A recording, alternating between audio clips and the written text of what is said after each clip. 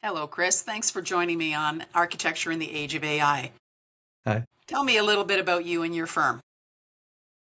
So I'm Chris Hildrey. I run Hildrey Studio. We're an architecture and design firm based in London, UK. Um, we were founded really with the idea that architecture is more of a verb than a noun, I suppose you could say.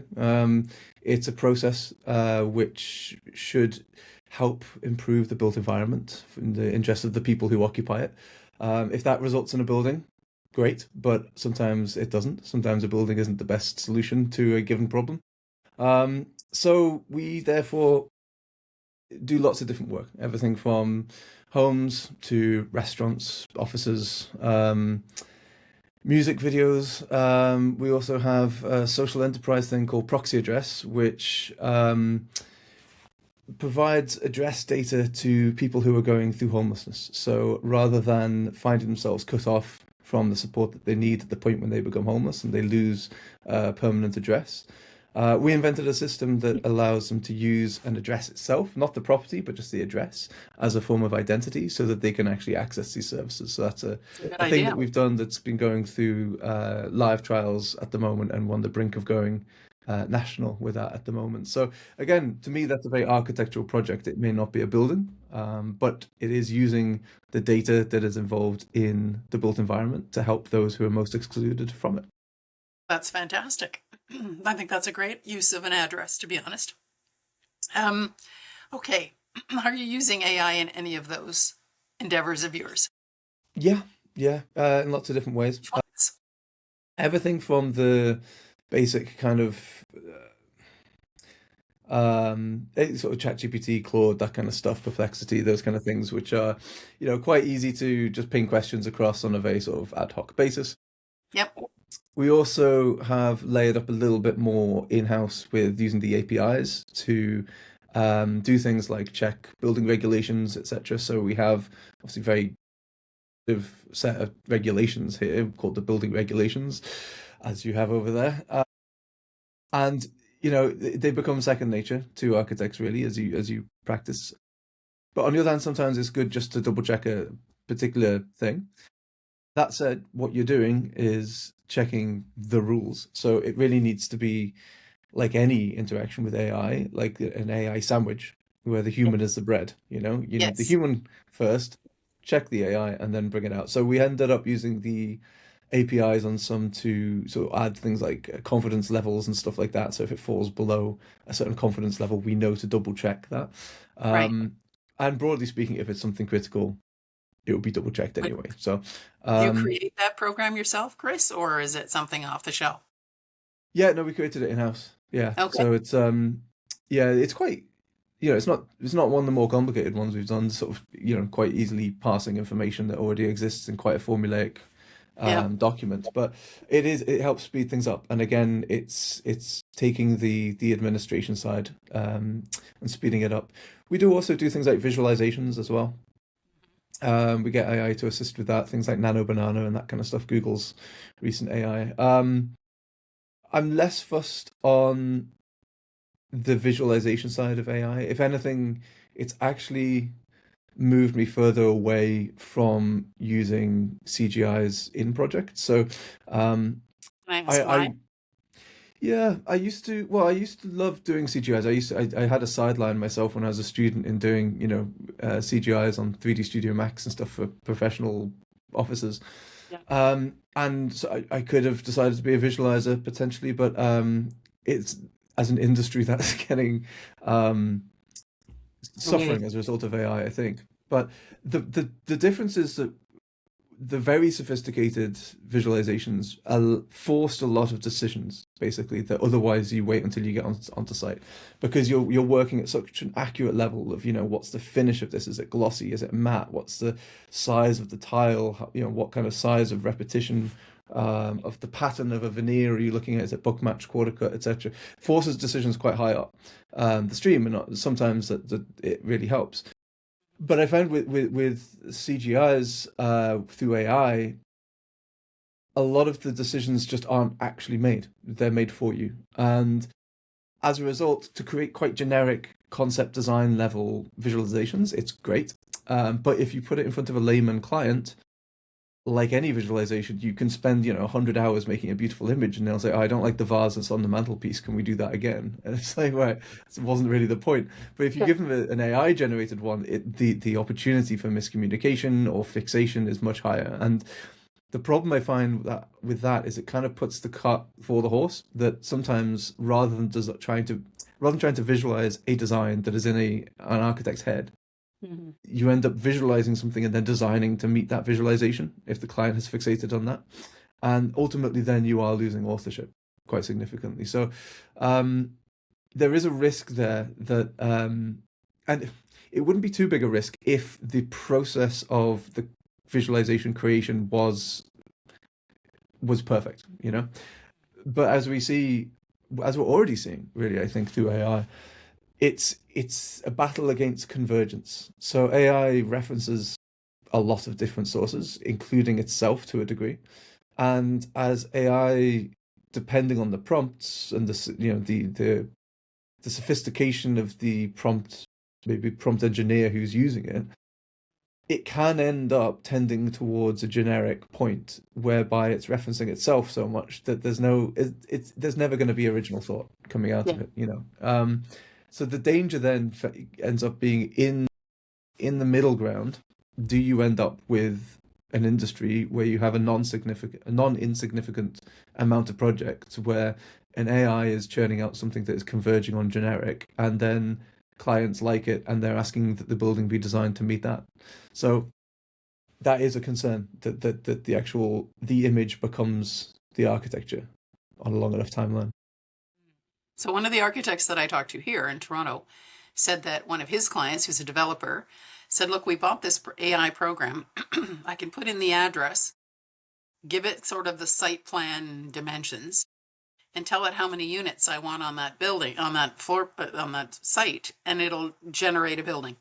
Hmm. And he was sitting there with his two partners in this development company's office, offended. And I can understand why, to some extent, because he goes, "Well, that would save us the $8,000 when you're doing a feasibility study. We can do this in like 5 minutes. Say, what can I get on this site?" And it's done. And he said to me, "What would be the point of having them do that if we're going to have a rectangle sitting on a block? There's nothing that's human about it. There's no design elements on it. It's just a void that's shown on a space."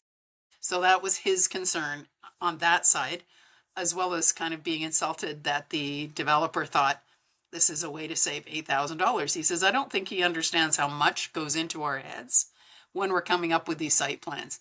It's not just a 40 by 40 square that goes up 100 stories. We want to increase maybe the facial side, or the fascia on one side. I need to keep that volume the same. I understand that, but I can manipulate that a whole bunch of ways that AI is not going to do." I said, "I understand that part.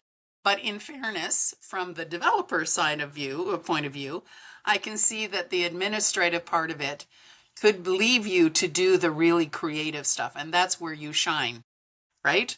And he said, "That is where I shine, but the other part of it comes with it." I said, "I understand that.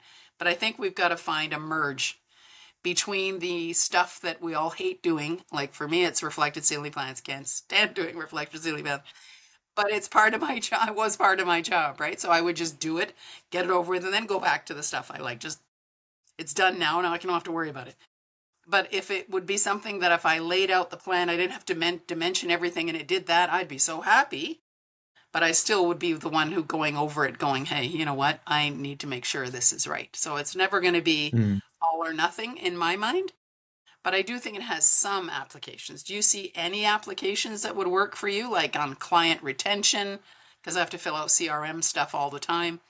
I would love it if it could take that over. That would be the best part of my day.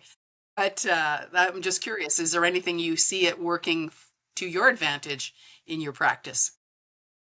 Yeah, lots of areas, I think. I mean, I think the example you gave is a really interesting one because it points at the core issue, I think, of AI and architecture, which is that it will expose pre-existing issues with architecture as an industry anyway.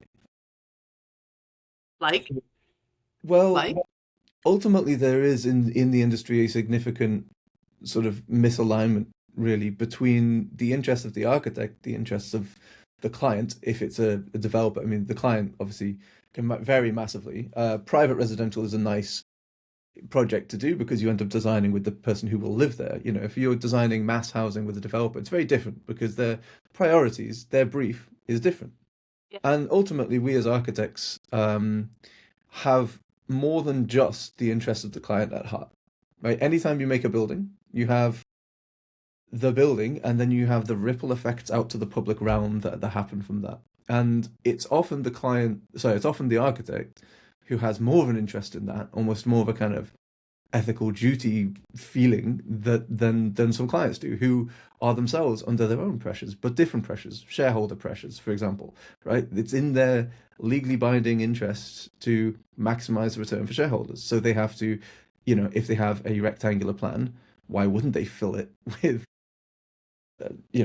housing stock, if it's going to be in the interest of shareholders? The key thing is tempering these together and finding a balance. If you wanted to get onto the next derivation of that, you could say, well, maybe they'll make more money if they make it more interesting, and therefore there's higher value in the housing stock, even though there's a little bit less of it, rather than making kind of Soviet era block. So that's when the nuance comes into the situation. But ultimately, as an architect, we are very often trying to introduce surreptitiously or via alibi things that we know that will make the neighborhood better, the public realm better, even though it might not be in direct interest of the client. And what happens is, if you take the role of the architect away from that because AI can do it, you're not necessarily losing anything if you're on the client side, or it doesn't appear that you are, because you're getting your most immediate needs met. What you are losing is things that are in the interest of the public realm, and then you as a human being will lose, because if it's repeated around the city, around the world, our entire public realm will just feel a lot less interesting and enjoyable and valuable. So it's kind of the issue of the individual versus the collective in that instance, and in the instance of a developer saying, well, I can get AI to plot out this set of plans for me. I can absolutely understand why they do it, but it's not in the interests of wider community that they do. Now, on the other hand, in terms of the architect's role, architects have been suffering a reduction of their ability to command a fee for 150 years, basically. I mean, here in the UK, contractors were formed a sort of union before architects had the Royal Institute of British Architects. The contractors had their own institute, right? So they came first in a sense. But architects thrive off the bespoke, really. I mean, most buildings in the world don't involve an architect. And if you require an architect, it's because you require some degree of bespokeness, because architecture is also inherently resistant to scale, right? Even if you have a pattern for a house that you can roll out across, a country, you get different or site orientations, you get different flooding risks, you get different inclines, you get different cultural contexts. Like there's all these different geographic and social pressures that mean that every building is facing a unique kind of set of circumstances, and that's where an architect can add value. But architects have always suffered with aligning their interest, which is essentially kind of qualitative value, with developers and marketplace who value quantitative value, right? You need to be able to say, look, here are the lines, here's the number against it, this is where I've added value. You can't say to them, I've made, and there have been many, many attempts in the past few decades to try and quantify kind of design value. But you can't do it. You can't turn a square into a circle. And so architects essentially have always had a role where part of the pie of what they provide as a service is qualitative, and that's been carried on the back of the quantitative services. But just to finish, I know I'm going on quite at length here, but just to finish that point, the problem is the quantitative services, things like, we used to design the ventilation in buildings, for example, as an architect. And now you need a master's degree to even approach it, because it's so complicated, because the technology involved is beyond, you require a degree to do it. Yeah. So as an architect, as technology has become more and more sophisticated, our role has kind of become more heavily reliant on the few bits of quantifiable services that we bring. And that's what AI, I think, threatens to expose, is that the things that we can do that appeal to clients, if we start to lose those, it becomes trying to sell something which is a bit of a harder sell to clients, which is this, qualitative value. Yeah. So the architect I'm telling you about that had the developer say that I can do my site survey thing in like 5 minutes for $8,000 when I've got it for the rest of my life, kind of thing, asked me what I thought his role was. So I'm going to say this and you can say whether you agree. I think you do. That his role is to act as the public's, I don't want to say watchdog, that's not the word he used, but the sort of overseer of what, like you said, the public would like to see. We don't want to live in a gulag with 50 houses all the same. And I'm going to be honest, in Toronto, when a developer builds a row of townhouses, I can't tell which is who. I have to look for the number. In the neighborhood that I live in, this was 56 years ago or so, only 6 houses were allowed to be built by one developer. So every 6 houses, the houses look different. I mean, they're not vastly different, but I wouldn't drive down the street and see 100 houses that looked exactly the same and go, okay, I'm looking for one, two, three, because they look all the same. Hmm. Like, you know what I mean? You know what I'm saying? So now when you're getting into more like the personal home, that's ultimately where an architect has the most input, as you said, because that homeowner is going to be all over it like a dirty shirt going, I don't want my house to look like that. I want it to look like this. But when you get into the public realm, so for public buildings and multifamily and that sort of stuff, I think that's where AI is going to make a difference to the architect in the minutia stuff that may be able to be taken over by that, so long as the design elements of the whole thing are that human. That's the only way I can think of it. Hmm. Human way of having interacting with the building. So there's going to be soft scaping, hard scaping, all the things that's going to make that place have you want to go there. But then I go back to that question of if that becomes the main issue, the concept is what the architect is working on and coming up with that overall idea of what the building or the community or whatever it is they're working on, it should be looking like. Where does that leave the young architects coming in? Because if AI is taking on the more minutia stuff that we all have, like, oh God, we did that for 30 years. I don't want to do that anymore. But AI is taking over. How are they going to accommodate and sort of flex themselves into a position where they have value? Because when we retire, me closer to retirement than you, retire, the knowledge that I have in my brain, where is that going? Hmm. Because Hmm. like AI isn't taking all that knowledge and experience and giving it to somebody else. You know, when I started school, we sat at the feet of our mentors, not literally, but you know what I mean. And they would review your drawings and say, well, it's not going to be built that way on site, or send you to a site and say, watch how they're building this. So when you're drawing it, you know exactly how it's going to be built. That's not what happens these days for safety reasons. You don't want people wandering around sites, all that sort of stuff. I mean, I get that too, but I think I'm concerned that AI is going to eliminate the next generation of architects if the minutia is taken away as that learning environment. But that could be just me. So what do you think? That's a good question. Well, in fact, there's kind of two questions there, isn't there? Because you mentioned Mm, about the role of the architect initially, and then about the sort of the younger generation coming through. I think in terms of I think that then they both have a similar answer in a sense, okay. or they both have something in common, which is to say that I agree that I think as an architect we do have a responsibility, a sort of duty towards the people who aren't in the room, right? Yeah.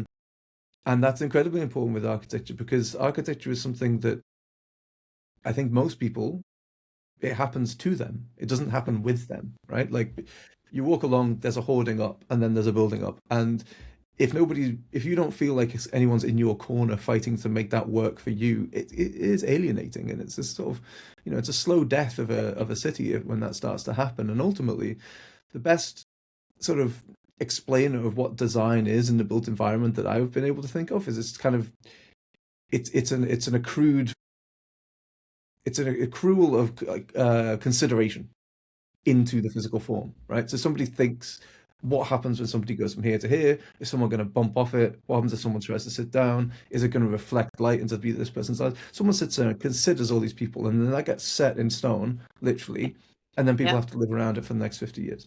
So Mhm. there is a duty, I think, there. But on the other hand, to play devil's advocate, I would say, well, why does so much of this fall onto the shoulders of the architect, right? We are essentially hired by a client, right? The public isn't paying us. No. Um, we're paid by a client, and sometimes I feel architects put too much on themselves to say that, like, you know, that there's this sort of sacred role of an architect that needs to go against their client. Well, great, but then on a long enough timeline, you won't continue to be an architect because so do we question the role of the architect is my point. But ultimately, the reason why I bring this up is because I think there is external parties here who also bear more responsibility than the architect, who the architect should be able to turn to and say, you need to intervene here. So, for example, planners, right? Like if you're looking at the urban pattern that is taking place, more so than a single architect can really control, planning is where it comes in, and there is a big role for planners to take that on. And I think if architects feel that they have to be taking on the protection of the public realm, then the question needs to be, well, why isn't the party who's tasked with that doing that already? And I would say that there was a similar, well, so to take like the UK for example, you get sort of repeated Barrett homes here, where you get sort of suburban repetition as well, and a lot of people kind of don't like that. But on the other hand, what's interesting is, especially the more traditional groups within the country, the more conservative groups, the architecture that they tend to love is the sort of Georgian neoclassical, which is nothing but repetition along the facade, and they love it. So it's not like the issue of repetition that is necessarily the issue; it's No. the way it's done, and that It's, requires a planning, sort of nurturing through planning. And but I just also to, think that oh, sorry. planners could use, sorry, I think the AI would be of value to the planners to some extent, more than you as the Yes, to free architect. up their calls of judgment. Yeah, Absolutely. I mean, I because know what in they're long. It's a long process for the planners, and approvals are long. So, if there was a way to use AI to help that get going, I mean, we have a housing crisis in Canada right at the moment. It's terrible. Not that I'm preaching to the choir, you live in London. You know how expensive housing is in London. It's just the same here. It's ridiculous. I've Now heard, they're yeah. saying here, somebody needs to make, on the average, the house in Toronto, like that I live in, is $1,200,000 Canadian dollars. So that would be what, about £500,000 Maybe ish, a bit more, yeah. about two. Yeah. So that in Canada, you need to have a 300 plus base salary to afford $1 million house. Mm, I don't know very many people that have that kind of money. And that's the problem. So they want to build more affordable housing. And my resentment kind of it is that now they're putting up not beautiful Georgian row houses, they're putting up what looks like a gulag. There's mm, just 50 houses. They look exactly the same and they're butt ugly. That's the only way I can say mm. it. It's because it's the cheap and cheerful way to build it. I don't think that AI is going to change that philosophy, but I'm hoping that AI can maybe think of ideas to make it not so prison looking like. If that would help in the design process, I'm all for it. If it's going to take me away from something or give me that gulag row of, oh my God, who wants to live there kind of housing, not interested from a design point of view. Yeah, and I think from for the planner's point of view, if they can be freed up to, again, there's a lot of admin and there's not enough time for judgment. So I think if they can have admin relinquished, then that's great. I mean, I know in I think it's Singapore, you can make a road alteration application and it gets approved. I mean, this is like a decade ago, it's approved by algorithms in like 5 minutes because it's so codified the Yeah. roads, the radii and all this kind of stuff. But it gets more complex as you get into things like housing and other things like that. But you could certainly free up a lot of planners' time to have their judgment. And then also in terms of, where AI could help avoid this gulag kind of aesthetic, then I'm not sure I'd rely on it to design, but I would rely on it to speed up the parts that are systemic within that issue. So, a lot of housing, especially affordable housing, is a kit of parts, basically. It's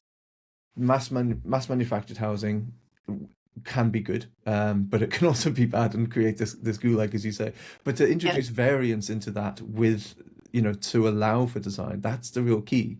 So you're not just making this repetitive boxes, but you're allowing for a bit of personalization, and a bit of variation to actually humanize the thing. And I think that's the vital word that you've used is the humanizing of it. So the gray work we're talking about, that gray work, which is sort of who does it kind of work, Mm. is maybe where AI can help. The creative part of it, I, unless I'm really wrong, which my son tells me I don't know enough about AI, but I do know a fair amount, that it's going to become smarter and smarter all the time.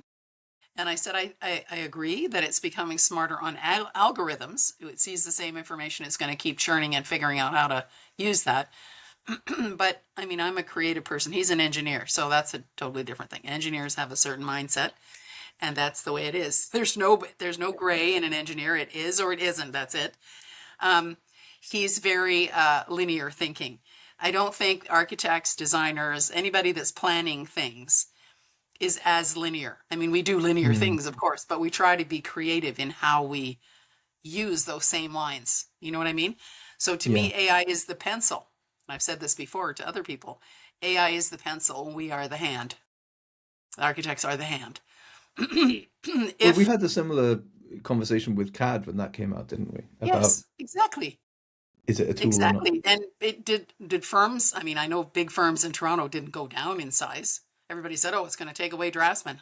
No, I can still walk into a firm and see 300 people Yeah, working on yeah. stuff. I had hoped that it would make it better quality drawings. That's not always happening Mhm. either. And that's when we go back to the Yeah. how many projects should you really be working on? Because when you're working on too many, the details get dropped. Hmm. But if AI, if they could have a suite of details, for example, cross sections through walls, and you could take it, which we could do in AutoCAD, make a W block, insert it, explode it, and then change it to whatever you needed and reblock it. I had all kinds of blocks that I could insert into drawings and manipulate that I needed to. I think it's more about resistance to change to some extent. And this is I'm waiting for you to answer me, but that I think that it can be used in areas that aren't design related more than in the design itself. Yeah. That's just my opinion. How do you feel about that?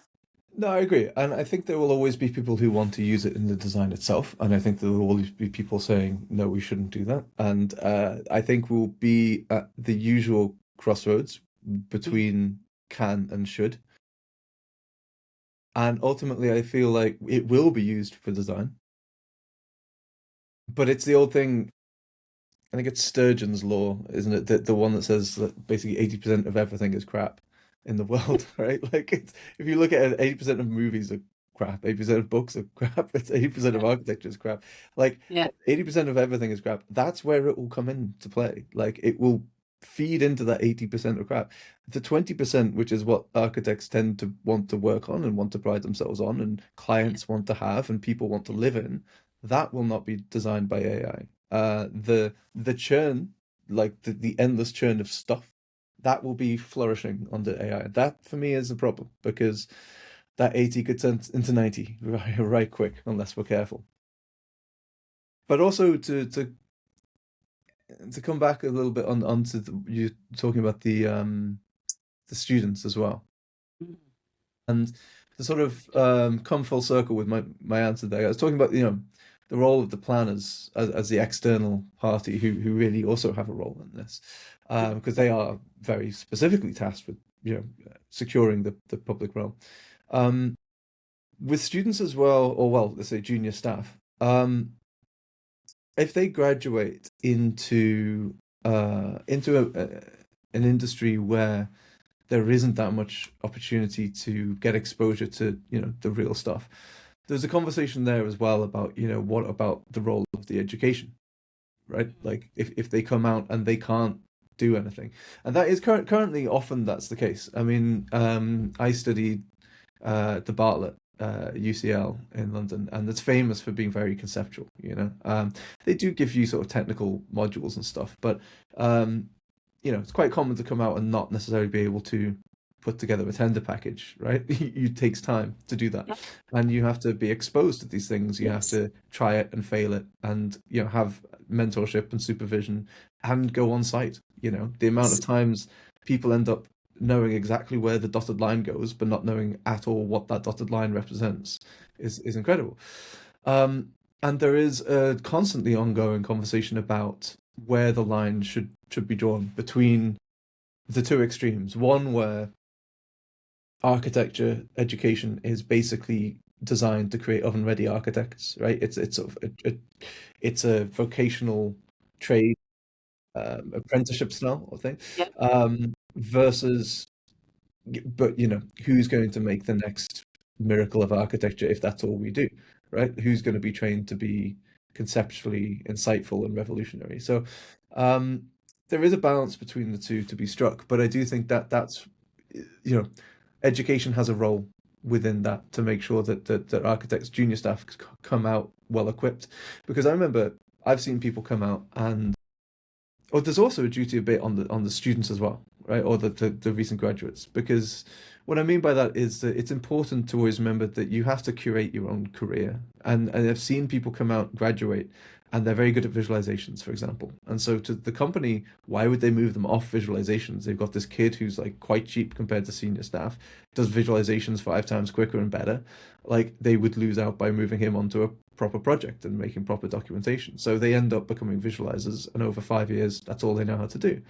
I've seen people sit on reflected ceiling plans for years on an airport project, and literally their career is reflected ceiling plans. And it's like, well, it's you can't purely trust others to have your own interests career wise at heart. You have to take responsibility for that. And I think there is, I agree. It's hard to get site experience sometimes, especially depending on the economy. But if you come out these days and you end up being a prompt engineer in an architect's firm, for example, working on how to get the best AI results, you have to acknowledge that you might end up being a prompt engineer, and that prompt engineer role might not exist in 5 years, right? So, do you pick? I mean, for instance, from my own experience, like I worked at three large firms early on in my career. I worked at Foster's, I worked at Zaha Hadid, and I worked at OMA, like very sort of conceptual firms. And I didn't get a lot of site experience in those places. And then when I graduated my part two, I went to a place where I could get site experience because it was a blind spot here. And, arguably it was less of a sort of glamorous place. It was still, very good, reputable place. Don't want to undersell it. But it gave me the experience I needed to become a better, more well-rounded architect. And sometimes those choices have to be made. And yeah, I do think that bridging the gap between that and practice is going to be a challenge.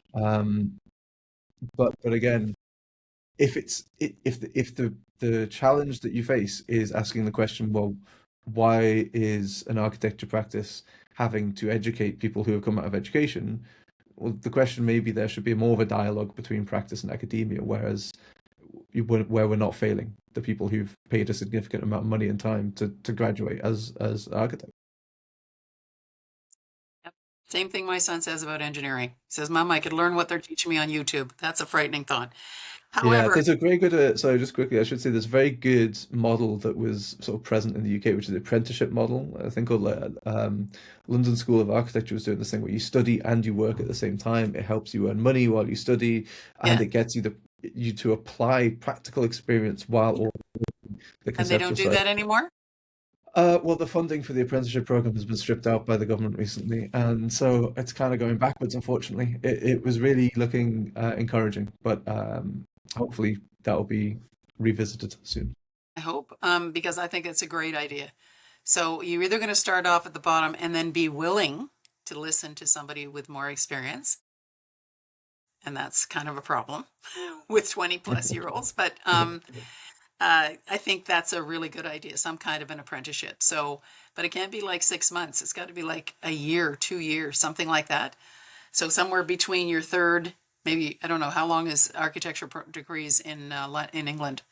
Well, so in England at the moment, we already have something like that. You do your part one, which is sort of 3 years, and then you do a Yeah, year of practice, and then you yeah, do another 2 years of university, and then you do kind of usually a year of practice, and then you do your you're, part three. So it's okay. kind of 7 years more or less. But that involves you need to have 24 months of experience in order to graduate and become an architect.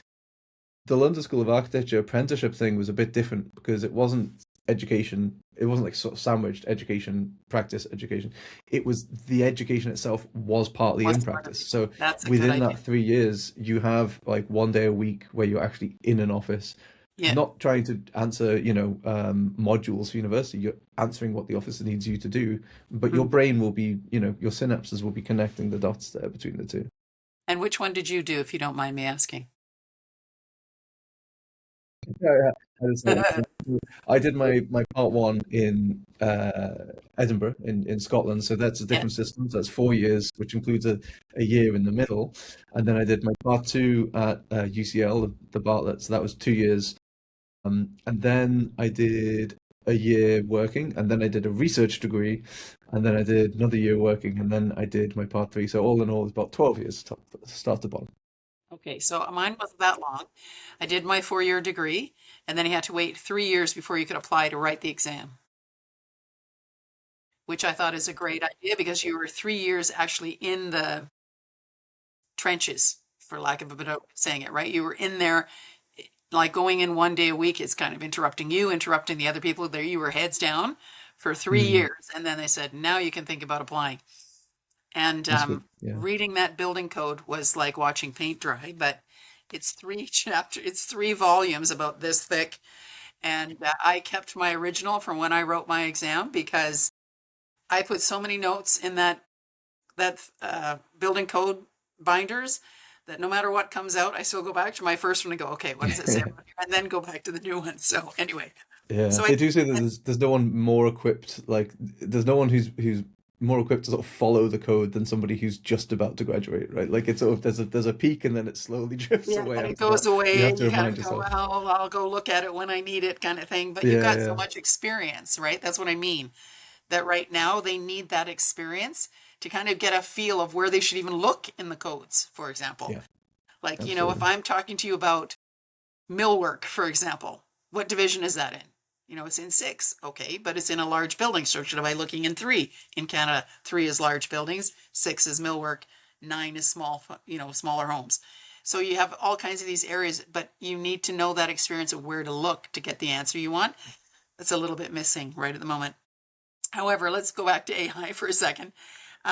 So if remember, we talked about a little bit before we started recording about over reliance on Mm. AI as how your client may be upset by something that you say AI created, and where does the responsibility lie between you, who they're paying, and AI that you may have used to get some information that could or could not be exactly what you needed. So do you Well, I think mean, there's I, any kind of kerfuffle there that might come up? I I don't think there should be. I think anything that comes out of your office, you're responsible for, whether it's done by a member of staff or a member of AI, an AI.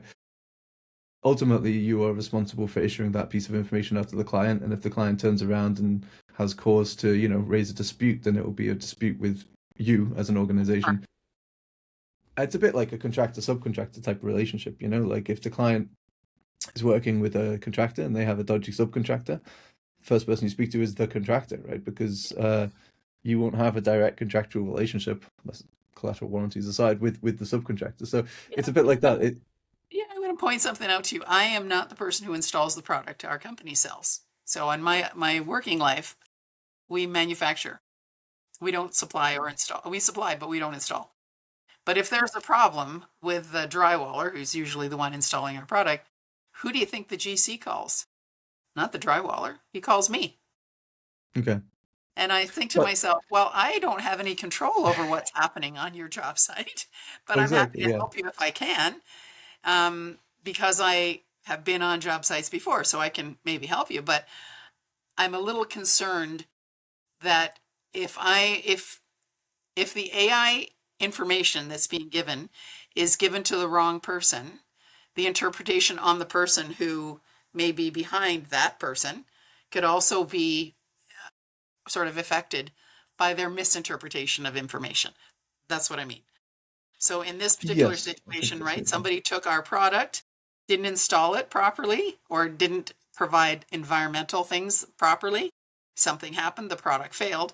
They called me saying, why did it fail? Well, I have no idea if you had the humidity at 90,000%. I don't know. What do you want? Like, I'll go to the site, I'll find out what happened, but it's not really me you should be coming to. So my point is that that person took information from our data sheets, for example, Hmm. and thought, I'm going to go straight to the source.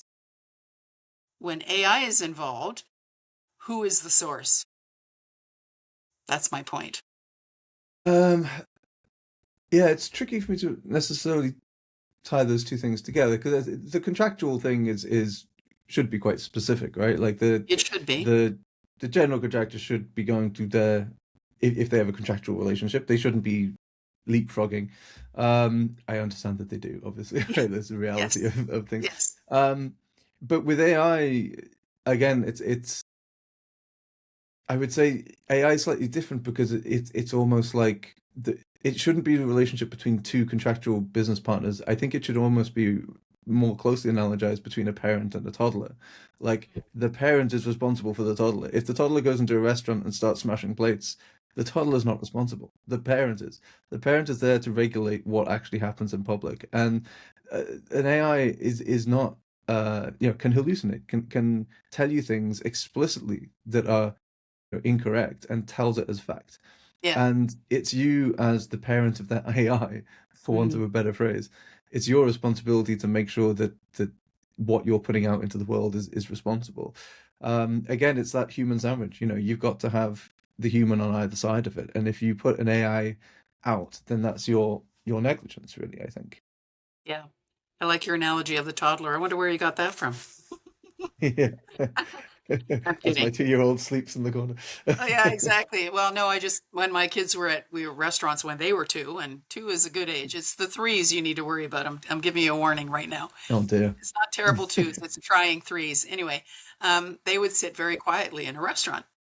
So when my mom had her an 84th birthday and they were two, and we went to a very shishi restaurant in Toronto, and they sat there and ate their asparagus the way they were supposed to, didn't make a peep in the whole restaurant, to the point at the end when I was paying the bill, two people came out and I thought, what the heck? What did I do that there's two people here? It was the sous chef because the chef didn't believe that there were 2-year-olds in the restaurant and they couldn't hear them in the kitchen. It's like, Wow. okay, well, that's good. So I see the point about being the parent responsible for what your child or information does. That makes perfect sense to me, and it's a good analogy. But when we talk about AI and project management, let's talk about that for a quick sec. Do you think that would be of value to have AI do some of those repetitive things like your Gantt charts and stuff, updating and things like that? Oh, absolutely. Yeah, I think Yeah. so. Again, as long as it's checked before it goes out. But yeah, yeah, I think so. Um, I think there's a lot of even with because there's AIs that are like publicly available that draw off your own draw off sort of the general pool of information online and things. Things like ChatGPT and Perplexity and Claude. You can have your own localized large language models as well and train them on your own set pool of data. So more sophisticated officers may end up actually doing that. They probably are already, to be honest. In which case you can train them to do things your way. Okay. I'm just gonna sneeze quickly. Excuse me.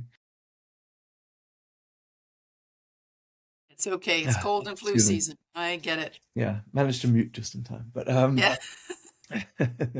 um, Yeah, so the in-house LLMs are going to be something where you can actually, tailor it towards what you need rather than actually drawing off irrelevant information. So it would be something where, you can say, I have these tasks to do, or even, I have this type of project, immediately populate a template for this type of project that would be too complex to just manually make a single template for. So, for example, the type, if it's commercial, it's a restaurant, it's of this size, it's in a listed building, there's this type of contract.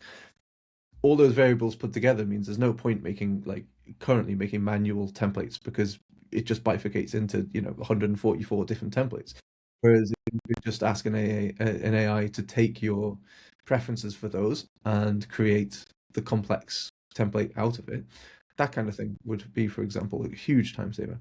And then you can update it. You could ask it to trawl through emails that are agreed. You can have a really nice workflow where you can flag any email, for example, that has a written confirmation or a written instruction to change a date or extend a period, and then Yep, you can put those into it to actually adjust, etc., etc. So yeah, there's a huge amount of maintenance, I think, that could certainly be helped from project management. it's a good idea. Um, so let me ask you a question then. Do you think that will change the amount of people you have working in your firm? Um, Potentially, yeah. Okay. In a positive or a negative way? I Or think, a different way. yeah, I'll give you a third option. Or a different way. Mhm. yeah, a different way. Uh, I think it's a similar way to how, I mean, we've spoken about CAD, we've spoken about, visualization. BIM, for example, was another one where it came Yep. in, and for me, there was, I was in the the industry for when BIM was coming in a big way. I Mhm. wasn't really CAD was already there when I was coming in. So I saw with BIM there was like, oh, are we going to need so many people working on the project? We could surely have fewer people. But what you realize is that every time you introduce a tool that saves people, it'll take at least that many people to keep the tool sharp, Mhm. And so suddenly you had BIM managers and all this kind of stuff, and you have people making families of BIM objects. I mean, BIM is a really interesting example because it completely changed people's ways of working when they adopt it properly because it's all about upfront investment when Yep. you put it into an office and getting people to do that. It felt to them like that upfront investment was the new normal, that they would just be exhausted quite quickly in a project.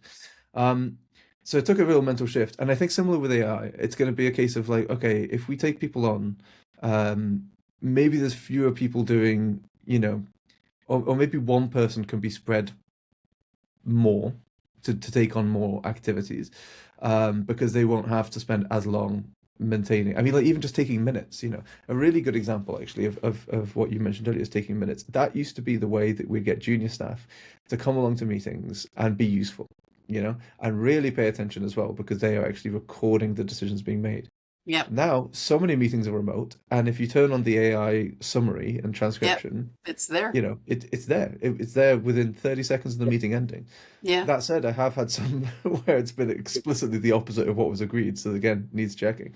Yeah. But with that in mind, I think when you bring in AI, there will now be new people who are, maintaining the AI or, or providing that, the back half of the human sandwich again, Yeah. to check things. There will be due diligence roles coming in saying, okay, we've put all this through, we've saved ourselves, 80 hours of work this week.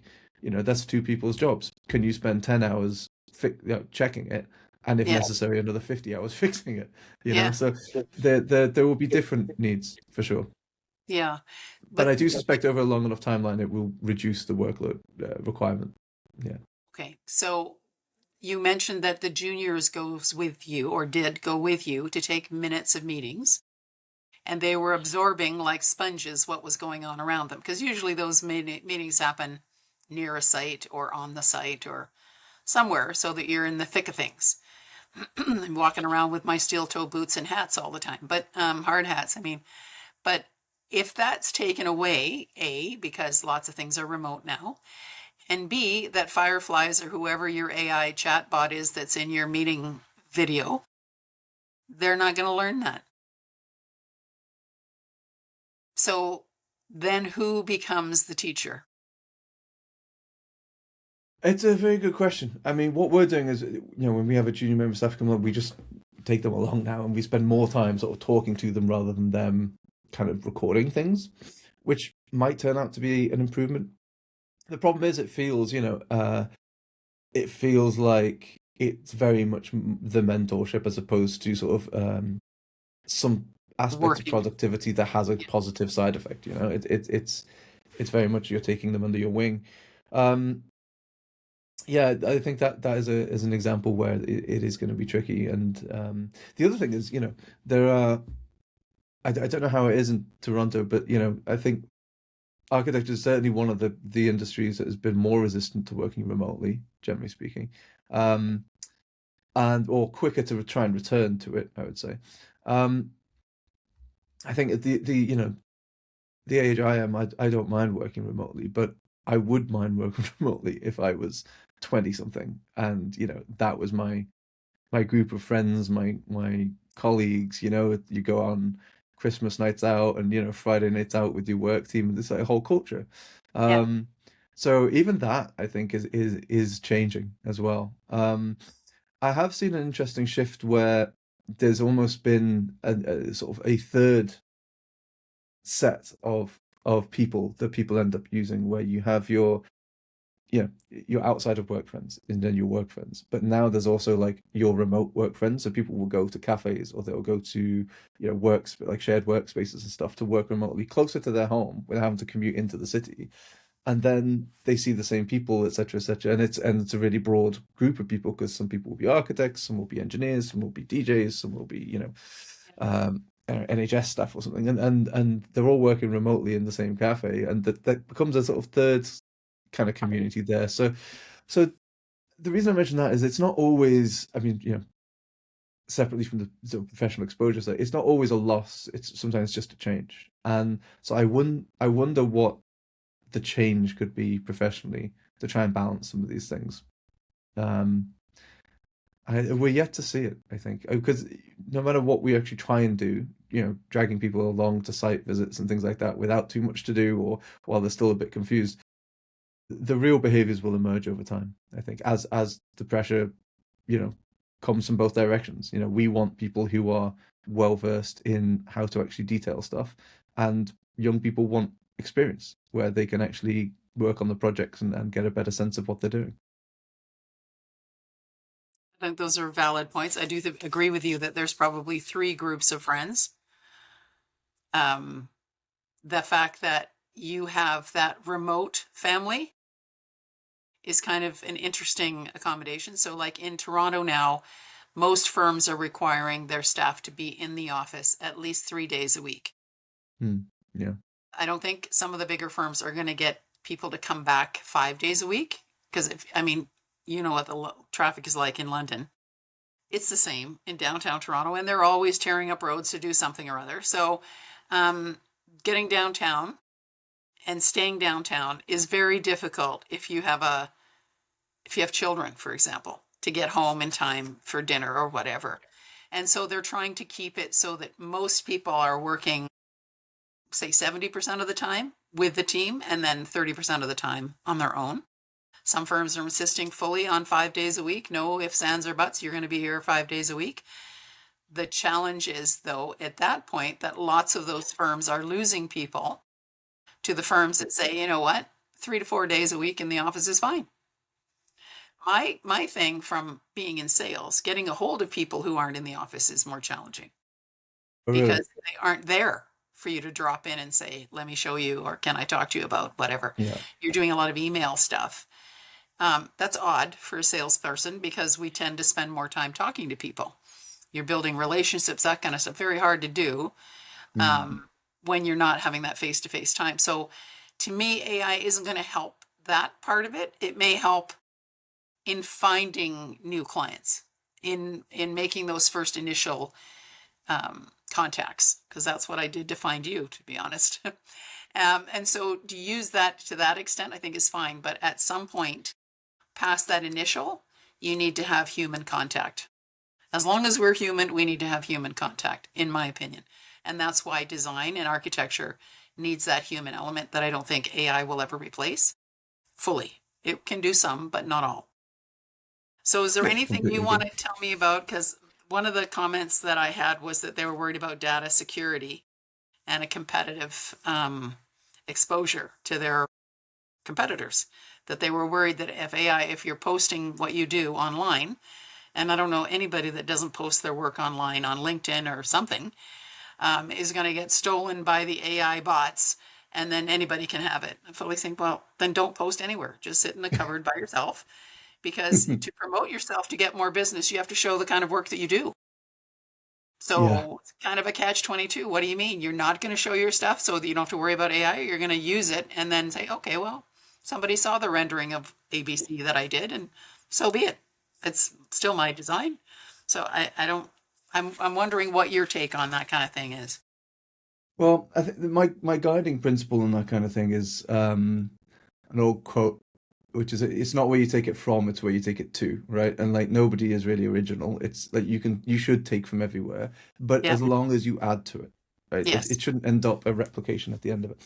And so it's when people take and replicate that it becomes a problem. Mm. Um, to disseminate your work widely that can form, the shoulders onto which other people can then climb is fine. That's part of design. That's part of the open market of ideas that we are in. And it can take a little bit of getting used to. In university, there is a culture of, well, you don't take someone's idea because it's plagiarizing, right? Um, in even in architecture, in practice, there's kind of an almost kind of, I don't know, a slightly old-fashioned, maybe because of the old sort of Victorian gentleman nature of the whole kind of architectural scene that it came from. There's this kind of like, oh, it's bad form, it's not cricket to do that. That said, it still definitely happens, and I've seen it happen. I could point to examples of it happening where Do people that. do think, and they don't add very much, and it Shit. still gets out there. But on the other hand, it is something that you have to accept. So, like for instance, I mentioned I've done ProxyJS, for example, which broadened my presence beyond the architectural realm and into the sort of startup realm. Um, and I was struck by the difference from to architecture there. That first of all, it was the speed of progress. I mean, architecture, relatively speaking, is quite glacial, right, in terms of how the industry changes and how the projects move forwards. The idea that someone could start a project and 18 months later still be on site, mind-boggling to someone running a startup. Yeah. Um, but the other thing is the the the way in which there wasn't that kind of gentlemanly agreement, if you excuse the sort of gendered term, but like there wasn't that kind of you don't do that sense of culture. It was like, right, you take everything. It's basically like just yeah, the open market, the open seas. If someone's bigger than you, they can take your idea and be celebrated for it. And it sort of happens so much. And that becomes very hard for small companies, for small entrepreneurs to do anything, because if they put their head above the parapet with something that isn't protected properly with IP rights, it gets taken and run away with, and they never get heard from again, and it's absolutely brutal. So in a sense, I think architecture is slightly insulated from that because it's a small world, and reputationally, it you get known if you do that quite often. Mm. Um, Whereas in the startup world, it's just an absolute free for all of VC funded feral Yeah. activities. So it's a bit more brutal. So I would say, yeah, you have to put your work out there, really. And I've been guilty of holding back before. I've engaged more before. It comes and goes and ebbs and flows with sort of appetite depending on where you are at any given moment. But I think the more you put it out there, um, the better it is, as long as you put it out there in such a way that over time it builds up, and then even if something isn't credited to you, anyone who's interested can search for it and find out that it was actually you who did that thing. So, um, yeah, I think it's the other concern is the other way around, which is like a lot of people are putting information into third party owned, like ChatGPT, and sticking their contracts in there, their appointment documents in there, saying, tell me what I'm expected to do here. It's like you are sharing a lot of confidential information there, and really you should not be doing that in most cases. And we have specific laws here, whether it's GDPR or other similar laws here that apply that actually should be restricting that anyway. But people doing that, it is a bit of an issue, and you have to have a big think about what you're doing with your data these days. And quite frankly, the way AI is used at the moment will need to normalize. Yeah, policed a Yeah, little bit. Yeah. yeah, absolutely. Yeah. I mean, my son says to me, Mom, that's an AI video. And I'll go, well, okay. I mean, it's kitten things or something. Whatever it's watching. He'll go, Mom, that's AI generated. Okay, no, it's fine. It's not anything that's bothering me, affecting me. It's just a visual thing that I'm looking at. That's fine. But when it comes to work, I think there needs to be some policing on what AI does and where it goes and how that information is manipulated. If it can be Mm, manipulated for our good, yay. Like, I mean, AutoCAD, I suppose, if you did something really wacky in your system, it would bugger up your whole system, for lack of hmm another way of doing it. If you put in something terrible, it would continue to make something terrible. The only thing that is your system. It's only going to infect you. With AI, because it's so vast and everywhere, that's why it needs some policing, I think. But apparently, I don't know very much, so we'll see what happens. But I do think Well, I agree with you, it though. has validity for CRMs for sure, finding people. Some maybe accounting kind of stuff, some mindless. I'm just sitting here dimensioning something that I don't need to spend 4 hours doing the reflected ceiling plan for the boardroom kind of thing. If it could do that, I think that would be great. But as far as I said before, we are such creative people. I don't think it will replace us. It may enhance us, and it should enhance us. I don't think it'll replace us. How do you feel? Yeah, agreed, agreed. And it's again, it's another thing that needs curating, isn't it? Like a lot of careful decisions to make sure that we use it as a positive tool, um, and again, it's who's using the tool really, and I think like most things, architecture is a discipline that generally is a positive discipline. People get into it for the right reasons. I can't think of many cynical reasons to get into architecture. People want to get into it because they want to make the world better and they want to engage with, people and be Beauty, known for improving things. Yeah, exactly. beauty. Yeah. Spread beauty and joy and accessibility to more people. And so that's very positive. The real issues come when you start looking outside of the discipline, but I suppose that's another conversation. It's another conversation, totally different. And then we need a lawyer probably at that point. So I think that just like you have a 2-year-old, you don't know what's going to happen in 5 years or 10 Yeah, years. You might have a little darling in 5 years and a hellraiser in 10. You never know. you never know. And they don't usually come back until they're about 25, I'm told. I'm thinking, oh God, no, three Oh, more years. But anyway, so if AI could do what you want it to do, you think it would do in 5 years, do you have any idea what it'll mean for you? More projects, more staff, different projects? Like, what do you think AI will do to bring value to you? Never mind your firm, just you. um, better projects, I think. Better projects. Um, In yeah, scale or the type? Or both? in quality, just In in terms of, wherever the creative endeavors are targeted, that the ultimately, what's fascinating with architecture to me is the fact that it's a speculative activity, Mhm. right? As soon as the building exists, we're done, right? Yeah. It's like we only exist when there is no building, and so the big bottleneck of architecture is communication, right? And we have used CAD in through plans and sections and elevations, and we've used visualizations to show 3D renderings of buildings to try and constantly show whether it's the public or the client what the thing is that's in our head that we want to actually make go from 0 to 1 and become a thing.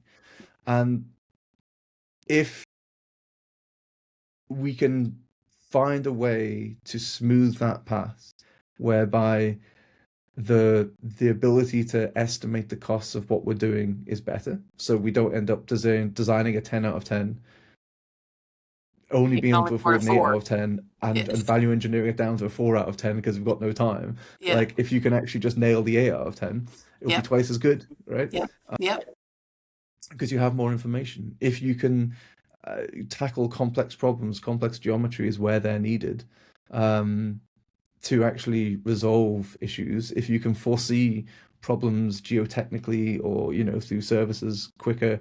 Um, Again, all these things. There's so many problems in architecture. Just the virtue of forcibly creating something from where there is nothing. There are so many opportunities to smooth the edges out. So I think if we can improve the flow of the project, improve the whole actual process of building, um, that will allow us to get the concept and the end result to get like closer together. Um, and that middle bit where it's all the planning, the tendering, etc., the construction, that I think is the part where if we can find a way to make it so that the communication is smoother and more accurate, then yeah, I think it'll mean all the buildings are better compared to what they otherwise might be. We have too many compromises in architecture at the moment that are unnecessary, that are Yep. simply forced because of poor planning, poor budgeting, Errors. Errors. errors, Yeah. and yeah, site constraints that aren't foreseeable. You dig into a ground and you find something. Yeah. Well, maybe we won't have to do that at some point. Mm. We're working on some projects right now that the water table came up when they started um, excavating for foundations. I mean, who could have foreseen that? Nobody Yeah, could foresee that. no, So, exactly. It's a I mean, nightmare. there always seems to be hurry up, wait in architecture. Like, hurry up, get the design done, and then something happens on the site for whatever Yeah. reason, the wood's delayed, whatever, and everything slows down again. You think, oh boy. So, from the time the shovel hits the ground to the time the person's actually in the building Mm, isn't months, it's years. And yeah. trying to get that past or through to your client can sometimes be the challenge because they see that beautiful building, they want to move in, and then they don't realize all the steps that come before that. I really wish AI could help us kind of get that knowledge out to the public because they think we're just sitting around twiddling our thumbs, and you're not. Well, a great example of that would be better weather prediction, for example, right? Oh, And weather prediction is just pure guesswork. data crunching, really, right? Yeah, Yeah, it's guesswork at the moment because yeah, it's unimaginable levels of data that would have to happen. But on a 5-year timeline, I mean, like I don't know, maybe we'll have exponential growth of data capacity or something. Somewhere we'll find all the water and the coolant in the world to keep those data centers going. And yeah, power. the Forget weather, power. They need power. yeah, and the if you can predict the weather, once you filter it down to just like what's happening on site, you could have a much more predictable, program. Instructions. If well, the brickies can't be on site for those 2 weeks because it can be raining, so let's put them over here instead. There's little things that I think essentially huge changes to the scope of what architecture is would come from society changing level events such as being able to predict the weather months in advance. Be nice, but I think that's more than 5 years away if it's up to me, but that's okay. So, it's Who okay. knows? And yeah, you never know. AI could make it next year. I don't know. But anyway, Yeah. what would you like to wrap up with? What's your final thought? Well, I suppose just that the onus is on us to be optimistic, I think. I think if you're optimistic about the outcome, then it tends to gravitate in that direction when we're served with new and unexpected, unpredictable things, that we will take it on the terms of being optimistic. And I think architecture as a discipline is, as I say, quite an optimistic one. I think if we are served with new tools, our minds will go first to how can we use this for good. And as long as there's people doing that, then AI can't go too wrong because we'll just be trying to improve things with It's great. Well, thank you for your time, Chris. It was a very enjoyable it. conversation, even though I know it's in the middle of the night for you or close to it. Pleasure. Thanks so Yeah, it's not too much. bad. Thanks very No, I much. I appreciate it. appreciate it. Okay, take care. You too.